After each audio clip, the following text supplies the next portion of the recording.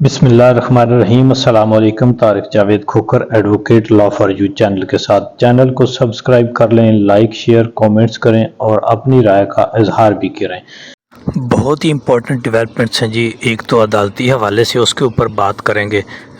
دوسری طرف جو پولیٹیکلی اگر دیکھا جائے تو ایک پراپوگنڈا جو ہے مہم، اس کا جو ایک سلسلہ ہے وہ جاری ہے، اور بڑے ذمہ دار لوگ جو ہیں جو حکومت کے اندر کسی نہ کسی طریقے سے آ گئے ہیں، ناجائز طریقے سے فارم 47 کے ذریعے، آپریشن رد و بدل کے ذریعے، وہ جو ہے حکومت میں بیٹھ کر پراپوگنڈا بھی کرتے ہیں، سازشیں بھی کرتے ہیں۔ ماضی میں بھی 40-45 سال یہ حکومتوں کا حصہ رہے، اور یہی پراپوگنڈا سازشیں، لوگوں کو تقسیم کرنا، عوام میں نفرتیں پیدا کرنا، یہ جو ہے سلسلہ وہ جاری ہے۔ یعنی ذمہ دار لوگ جو اب خیر وہ ذمہ دار تو نہیں، اب تو ان کا حق بنتا ہے سازشیں کرنا، کیونکہ وہ ناجائز طریقے سے آئے ہیں، لیکن ماضی میں کسی حد تک وہ لیجیٹیمیٹ بھی رہے ہیں۔ یعنی ان کی جو اس دفعہ عمران خان نے عوام کو شعور دیا، اور ان کی سازشیں اور دھاندلی اور جو ایک نظام کے ساتھ مذاق تھا وہ کھل کر عوام کے سامنے آ گیا۔ لیکن پیچھے جب وہ سازشی حکومتی ٹول جو ہے کردار ادا کرتے رہے ہیں، تو اب بھی وہ یعنی سازشیں، یعنی کیسی سازشیں کہ پی ٹی آئی کے انتقام میں، بغض عمران خان میں، وہ ملک کی سیکیورٹی کے ساتھ کھیل رہے ہیں، ملک کے آئین کے ساتھ کھیل رہے ہیں، اور عوام کے ساتھ جو ہے وہ واردات کر رہے ہیں۔ یعنی یہ کہنا کہ غیر ملک سے آنے والے دہشت گردوں کو ایک پی ٹی آئی یا خاص جماعت کے اوپر اشاروں کنایوں میں یہ الزام لگانا کہ یہ ان کو پناہ دیتے ہیں، میرا خیال ہے کہ یہ انتہائی شرمناک کردار ہے۔ اور پھر فیک اکاؤنٹس چلوا کر، جو ہے بنوا کر، فیک جو پوسٹیں لگا کر پھر ان کو جوڑنا کہ یہ پاکستان کے سیکیورٹی اداروں اور شہداء کی فیملی کے ساتھ مذاق کر رہے ہیں، یعنی پی ٹی آئی کے ساتھ ان کو منسلک کرنا مبینہ طور پر، میں سمجھتا ہوں کہ یہ بہت شرمناک ہے۔ اور اس کے اوپر اگر انویسٹیگیٹ کیا جائے صحیح طریقے سے تو میرا خیال ہے کہ یہ کردار خود بے نقاب ہوں گے، اور پھر جو اہم ترین عہدوں پر بیٹھے لوگوں کا، مسلط لوگوں کا، ملک کے مسلح افواج، اور بے شک وہ سابقہ ہیں، لیکن ان کے اوپر یہ الزامات لگانا کہ جی انہوں نے فلاں فلاں وقت پہ یہ بھونڈا کردار ادا کیا تھا، میں سمجھتا ہوں کہ یہ اداروں کے ساتھ، اداروں کی جو ایک تقریم ہے، اداروں کی جو ذمہ داریاں ہیں، اداروں کا جو عوام کے اندر وقار ہے، اس کو انہوں نے مجروح کیا ہے۔ یعنی اگر حکومت میں بیٹھے ذمہ دار لوگ کہتے ہیں کہ کسی سابق آرمی چیف نے، کسی D G I S I نے ملک کے جو پولیٹیکل انجینئرنگ کی تھی، تو میرا خیال ہے کہ یہ بات یا عدلیہ کے کسی جج یا جسٹس نے، چیف جسٹس نے یہ پولیٹیکل انجینئرنگ کی تھی، میرا خیال ہے یہ اداروں کے اوپر بہت بڑا سوالیہ نشان ہے، اور اداروں کو ملائن کرنے کی کوشش ہے،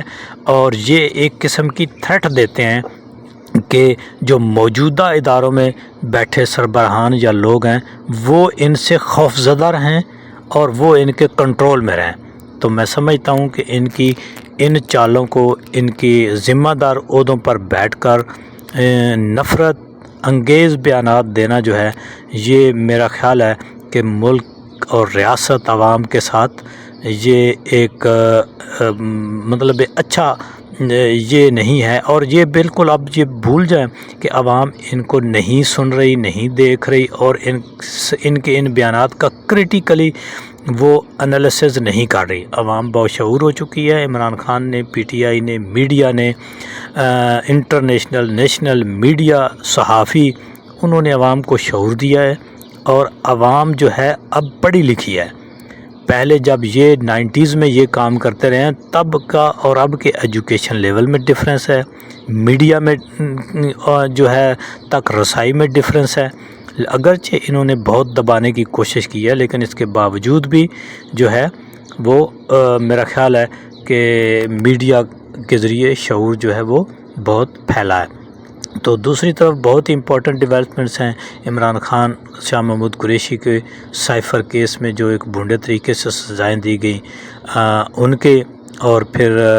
توشہ خانہ کیس، ان کی اپیلوں کے اوپر آج بڑی زبردست قسم کی سماعت ہونے جا رہی ہے. اور پولیٹیکلی جو یہ انجینئرنگ ہوئی ہے، یعنی جو ملک کی اداروں کو استعمال کر کے، ملک کی اور بالخصوص عدلیہ کو استعمال کر کے، لوور جوڈیشری کو استعمال کر کے جو ہے یہ جو پولیٹیکل انجینئرنگ کی گئی ہے، اور اس کے اوپر آج دیکھتے ہیں کہ کیا جو اسلام آباد ہائی کورٹ کے اندر کس قسم کی ہیئرنگ ہوتی ہے. یہ بہت ہی امپورٹنٹ ہے. تو اس کے اوپر جو بھی پھر ڈیولپمنٹ ہوگی وہ شیئر کی جائے گی. دوسری طرف جو ہے وہ ایک فیصلہ تھا یہ جسٹس صاحبان کے بارے میں، سپریم جوڈیشل کونسل کے بارے میں، اس کا تحریری فیصلہ اب آ گیا ہوا ہے، جس میں پہلے ایک یہ فیصلہ تھا کہ جب کوئی جسٹس، کوئی جج ریٹائر ہو جاتا ہے اور اس کے خلاف کوئی سپریم کورٹ میں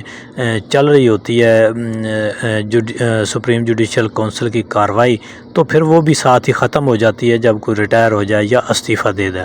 اس کو یعنی ایک ٹائم بارڈ جو ایک اپیل کر کے پھر اس کو لیجٹمیٹ کیا گیا، اس فیصلے کو معطل کیا گیا. اب اس کا ایک اضافی نوٹ کے ساتھ فیصلہ آ گیا ہے جس میں یہ قرار دیا ہے کہ اگر کوئی جسٹس یا کوئی جج جس کے خلاف سپریم جوڈیشل کونسل کی کارروائی چل رہی ہو، اگر وہ ریزائن کر جائے یا وہ استعفیٰ دے دے یا اس کی مدت ختم ہو جائے اور وہ ریٹائر ہو جائے جس طریقے سے بھی، تو اس کے خلاف جو چلتی ہوئی کارروائی ہے وہ نہیں رکے گی، وہ چل سکتی ہے، اس کو چلایا جا سکتا ہے. تو میرا خیال ہے کہ یہ کیا تو نیت سے نہیں کیا گیا، یہ کیا تو بدنیتی سے گیا ہے، لیکن یہ ایک اچھی چیز ہو گئی ہے تاکہ عدلیہ نے بڑا اس کے اوپر جو اس فیصلے میں بڑے اچھے ریمارکس دیے ہیں. لیکن موجودہ جس طرح قاضی صاحب پچھلی بھٹو کی تاریخ جو ہیں وہ سیدھی کرتے رہے ہیں، اور موجودہ تاریخ ان کے سامنے جو لکھی گئی ہے، لکھی جا رہی ہے، اور خود وہ اس تاریخ کے صفحے کے دوسری طرف لکھے جا رہے ہیں، کیونکہ ان کے موجودہ ہوتے ہوئے ان کے تحت جو ہے، بلکہ ان کے ہاتھ سے اور ان کے قلم سے ہزاروں کروڑوں لوگوں کے ساتھ ناانصافی ہو رہی ہے. بلے کا نشان لیا گیا، ایک جماعت کو سائیڈ لائن کیا گیا، ایک جماعت کو جوڈیشل اس کا کیا کہتے ہیں ڈس بینڈ کر دیا گیا اس کو. تو دوسری طرف خواتین کے حقوق کو اور صحافیوں کے حقوق کو، بنیادی انسانی حقوق، بنیادی شہری حقوق سنیچ کیے گئے ہیں. تو اس کو وہ ٹھیک نہیں کرے گی. اسی طرح یہ جوڈیشل